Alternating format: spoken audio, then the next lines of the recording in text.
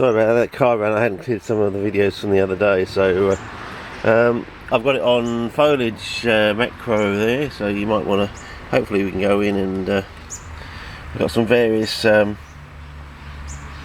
up here, and this has got flooded, and some of the things with the iron looks like it's falling apart, which is might be good, I don't know, but the grass seems to be I don't know, looks like it might be getting that sort of white look that I want, you know, the washed out look I talked about the Venus flytrap from all those years ago. So don't know. This thing started going red around the base and started going really well until some bird got in here and you know, laid on here first of all, and yeah.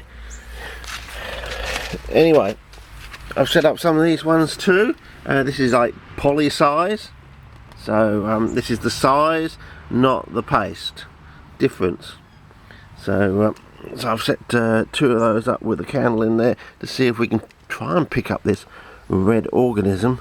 And it looks like you could do with a jolly good stir, that one. Yeah, I don't know. Anyway, so we'll see how they go. They are labelled on the back, of course.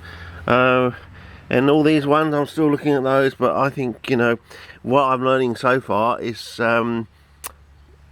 yeah, we're going back the other way. It's swamp. The cyanophyta seems to grow much better when it's saturated, which implies to me that it's got something to do probably with a degradation of cellulose or something, which is why I'm going into this thing with a poly size thing, because you know that takes a long time to decompose. But I think they've used either chemicals or enzymes or both to create these components that they normally used in the wallpapering industry, but they're basically just forms of cellulose.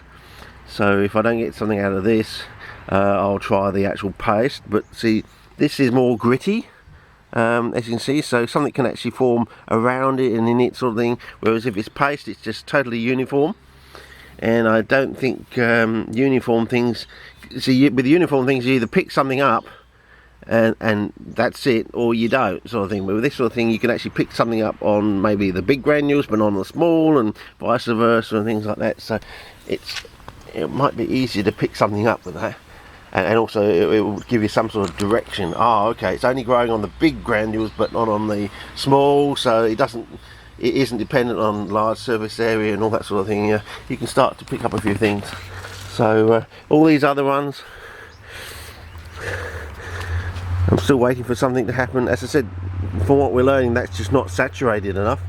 So I'm hoping the one over here, which is now saturated, it's totally saturated. I don't know if you can see down there. It's totally saturated. This one, there's some formula in it. That's saturated. You know, every time it rains on there now. I have got a slight leak in the bottom, which I'm trying to fill up with blue tack.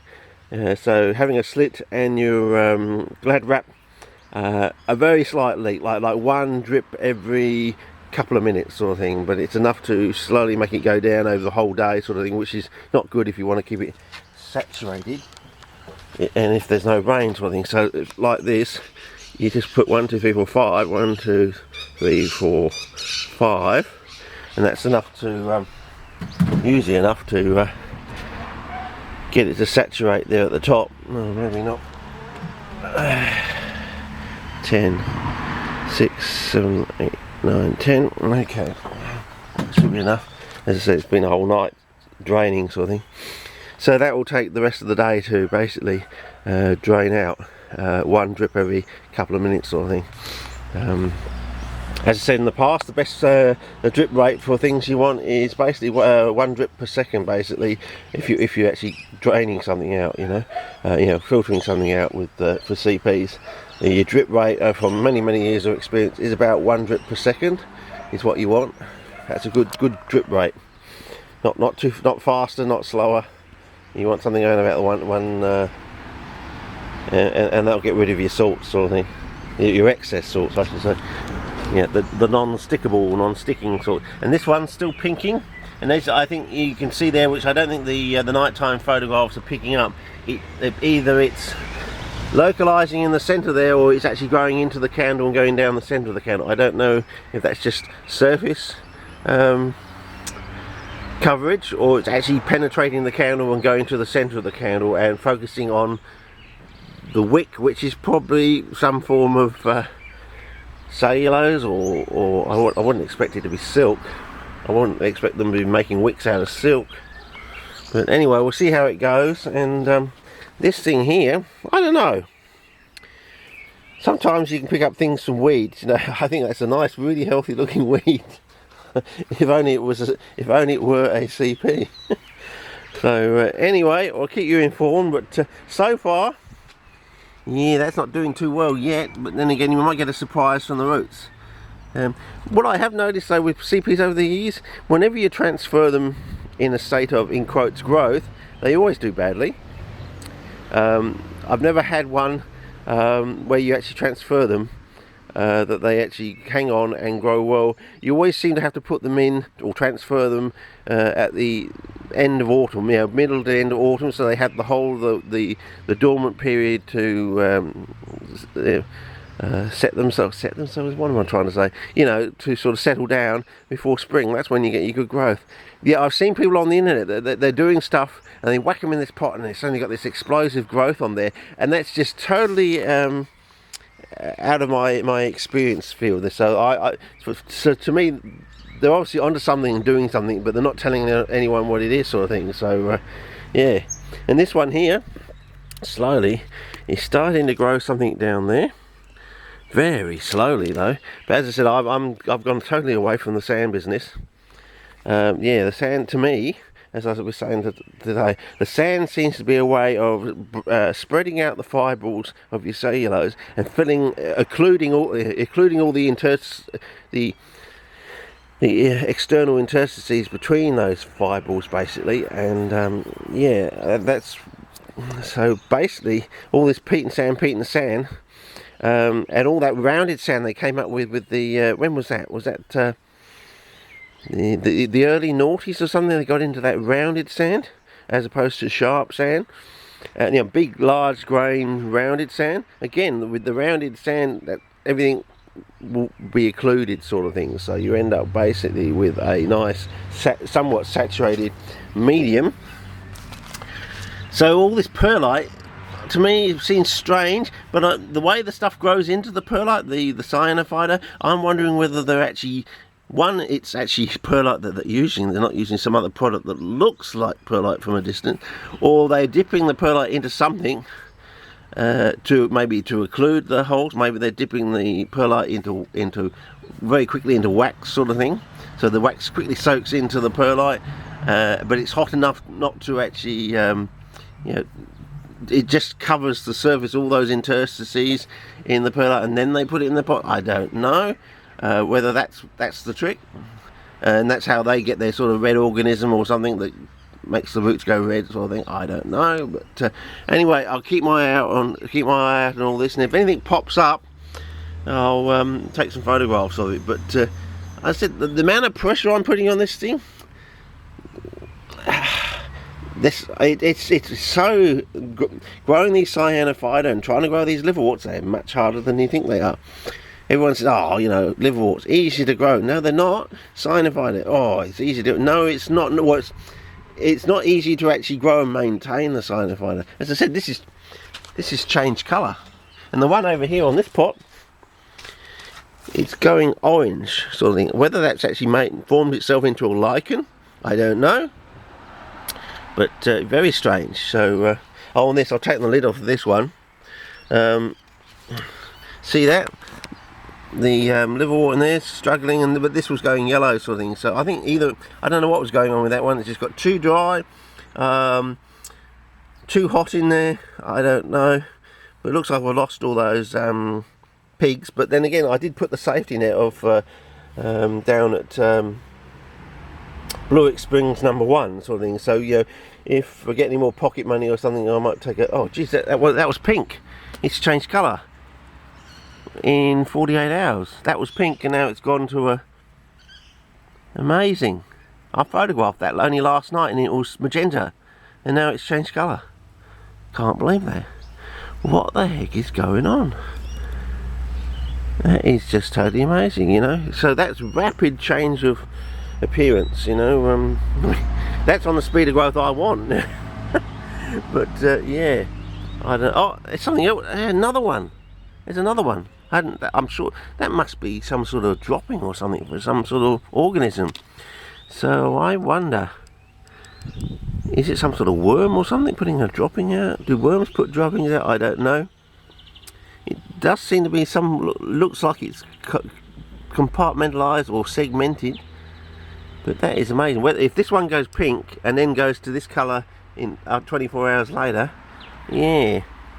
Whether it was some sort of pellet or something that came out of the strawberry, yeah, as you can see, it's starting to put out new shoots. But what I like about this strawberry is it has these stipples that also go brown, like the stipples on capensis. Because you know, you can tell the health of a capensis is they're usually normally white, and if they're really healthy capensis, they go sort of pink to red.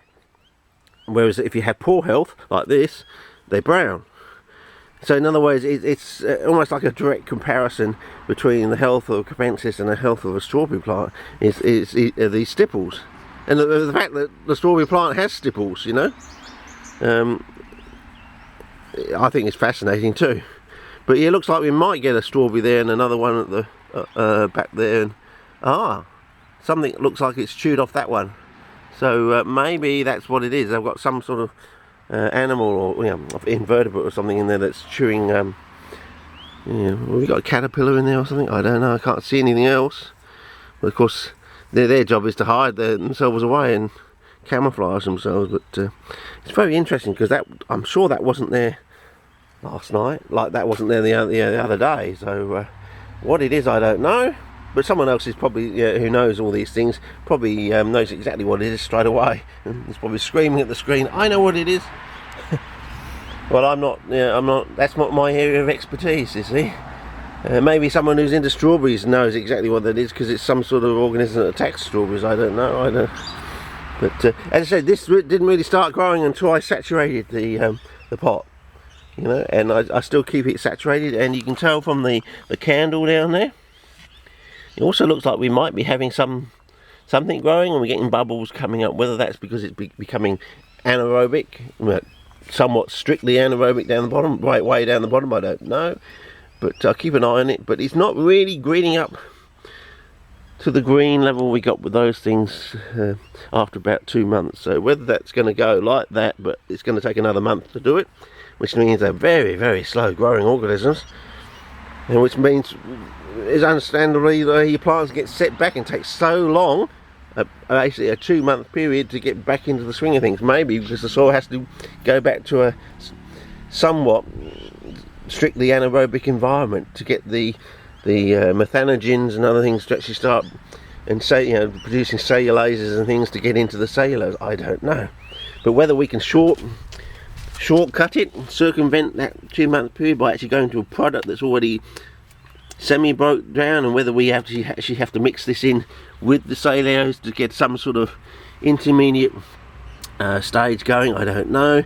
But I've set up enough of these things now to hopefully get an in of some sort of toe hole. There's something there, as I said, with the Sarracenia down here. For a pot that's got no nitrogen in it, they're bloody growing too well, you know what I mean? Like, you know, so this is basically a pot of sand with our formula on the top. So it's basically just pure sand with our formula on the top. So where's the nitrogen coming from, fellas? Because as they say, all the books say, plant growth, the major element for growth is nitrogen. So if these things are actually starting to kick off and grow, where's the nitrogen coming from?